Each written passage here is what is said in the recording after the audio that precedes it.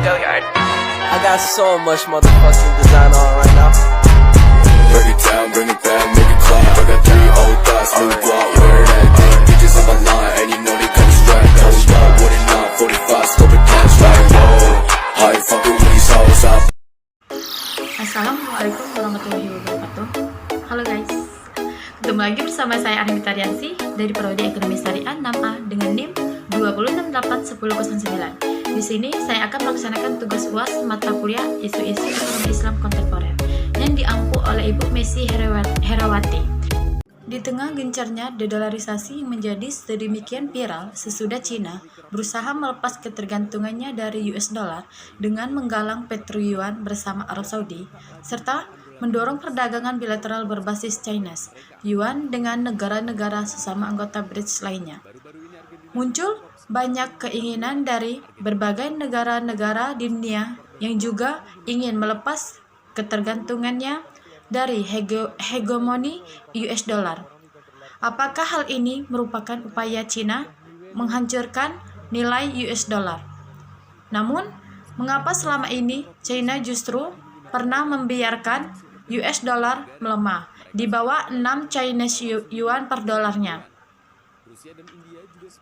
Sebelumnya, apa sih dedolarisasi itu? Dedolarisasi merujuk pada proses pengurangan atau penghapusan penggunaan mata uang dolar Amerika Serikat atau US dollar di suatu negara atau wilayah. Biasanya, dedolarisasi terjadi ketika suatu negara atau wilayah yang sebelumnya menggunakan dolar Amerika Serikat sebagai mata uang resmi atau dominan, memutuskan untuk beralih ke mata uang domestik mereka sendiri atau mata uang lainnya. Ada beberapa alasan mengapa negara atau wilayah mungkin memutuskan untuk melaksanakan dedolarisasi. Yang pertama yaitu kemandirian kebijakan moneter. Bergantung pada dolar Amerika Serikat sebagai mata uang utama dapat membatasi kemampuan satu negara untuk mengendalikan kebijakan moneter mereka sendiri. Dan yang kedua yaitu resiko terhadap fluktuasi nilai tukar. Negara atau wilayah yang sangat bergantung pada dolar Amerika Serikat dapat mengalami kerugian ketika nilai tukar dolar Amerika Serikat mengalami fluktuasi yang signifikan. Dan yang terakhir yaitu stabilitas sistem keuangan.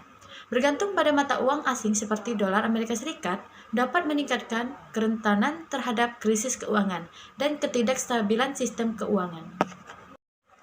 Melemahnya peran dolar Amerika Serikat tidak terjadi belakangan ini saja. Data Dana Moneter Internasional atau IMF menunjukkan terjadinya penurunan peran dolar Amerika Serikat dalam 20 tahun terakhir. Jika pada 2001 cadangan devisa dalam bentuk mata uang dolar Amerika Serikat masih mencapai sekitar 70%.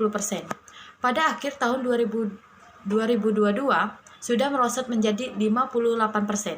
Sementara itu, pada periode yang sama, mata uang yuan semakin meningkat perannya, yakni dari tidak ada sama sekali pada 15 tahun lalu menjadi 7% pada tahun lalu.